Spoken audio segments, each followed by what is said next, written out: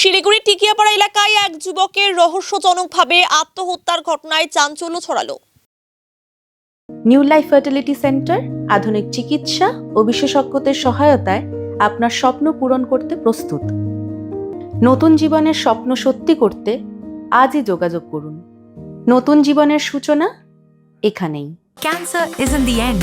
With the right care, it can be the start of a new beginning. Hope and Heal Cancer Hospital, where hope is real and healing truly begins. স্থানীয় সূত্রে জানা গিয়েছে, বাড়ির সামনে হাইড্রেনের ওপরে সিঁড়িতে দড়ি বেঁধে গলায় ফাঁস লাগিয়ে আত্মঘাতী হয় 21 বছরের কমল দাস। কমল পেশায় গাড়ি চালাতো। কয়েক বছর আগে পড়াশোনা ছেড়ে দিয়েছিল। পরিবারে কোনো অশান্তি বা ঝামেলা হয়নি, সবই স্বাভাবিক ছিল।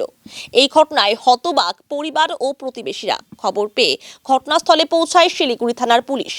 মৃতদেহ উদ্ধার করে ময়নাতদন্তের জন্য পাঠানো হয় শিলিগুড়ি জেলা হাসপাতালে। কী কারণে এমন মর্মান্তিক সিদ্ধান্ত তা এখনো স্পষ্ট নয়। গোটা ঘটনার তদন্ত শুরু করেছে পুলিশ। বাড়িতে কিছু হয় না, বাড়িতে কিছু না।